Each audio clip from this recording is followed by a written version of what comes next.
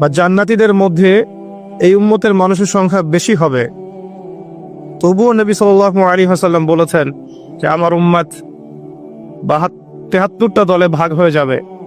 বনু ইসরাইল 72 দলে ভাগ হয়েছিল। ওয়াতাফতারিকু উম্মতি আলা 73 মিল্লা, আমার উম্মত 73টা দলে ভাগ হয়ে যাবে। কুল্লুহুম ফিন্নার, প্রত্যেকটা দলই যাবে জাহান্নামে, ইল্লা মিল্লাতান ওয়াহিদা, একটা মাত্র দল ছাড়া। কিলা মান হিয়া ইয়া রাসূলুল্লাহ, বলা হলো তারা কারা হে আল্লাহ রাসূল সাল্লাল্লাহু আলাইহি ওয়াসাল্লাম? নবীজি বললেন মা আনা আলাইহি ওয়া আসহাবি, আমি যার উপরে আছি, আমার সাহাবীরা যার উপরে আছে। দুর্ভাগ্যজনক হচ্ছে ইসলামের নামে যত দলাদলি হয়েছে সবারই এই একটাই দলিল যে মা আনা আলাইহি ওয়া আসহাবি, আমি যার উপরে আছি, আমার সাহাবীরা যার উপরে আছে। সবাই দাবি করে, আমরা তাই করছি। কেন বেশিরভাগ মানুষ জাহান্নামে যাবে? একটা উত্তর আমরা পেলাম, চোখ দিয়েছি দেখেনি, কান দিয়েছি শোনেনি, কলব দিয়েছি উপলব্ধি করেনি। অর্থাৎ আল্লাহর সত্যের সন্ধান তারা পায়নি, সত্যকে মূল্যায়ন করে নাই, আল্লাহ পাকের বিধানের আনুগত্য করেনি। আরেকটা কারণ আছে, সেটা হলো শিরক। কারণ যে বেশিরভাগ মানুষ জাহান্নামে যাবে তাদের আমল নামায় একটা পাপ থাকবে, খুব কমন পাপ, সেটা হলো শিরকের পাপ। কিভাবে এটা বলতে পারি?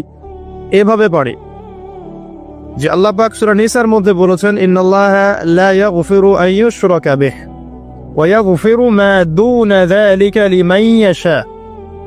আল্লাহ পাক বলছেন আমি শিরক ছাড়া অন্য যে কোনো গুনাহ যাকে ইচ্ছা ক্ষমা করে দেব।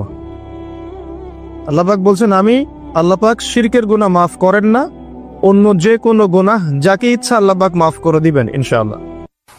আল্লাহ পাক যখন ঘোষণা দিলেন যে শিরক ছাড়া অন্য গুনাহ আমি মাফ করে দেব ইনশাআল্লাহ, শুধু মানুষের সাথে জড়িত বিষয় বাদ দিয়ে। কারণ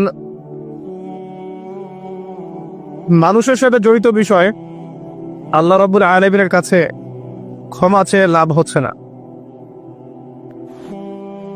যেটা মানুষের সাথে জড়িত বিষয় সেটা আল্লাহর কাছে ক্ষমা চেয়ে লাভ হচ্ছে না। ধরেন আপনি কারো গীবত করেছেন, নাউজুবিল্লাহ, কারো সম্পদ আত্মসাৎ করেছেন, কারো প্রতি জুলুম করেছেন, কাউকে গালি দিয়েছেন, চুরি ডাকাতি করেছেন, ছিনতাই করেছেন, অন্যের সম্পদ আত্মসাৎ করেছেন, কাউকে ধর্ষণ করেছেন, অর্থাৎ অন্য কারো সম্মানহানি করেছেন, জান মাল ইজ্জতের হানি করেছেন। এই বিষয়টার ক্ষমা আল্লাহর কাছে পাওয়া যাবে না। এই ক্ষমাটা ওই বান্দার কাছে নিতে হবে যে ভাই আমি আপনার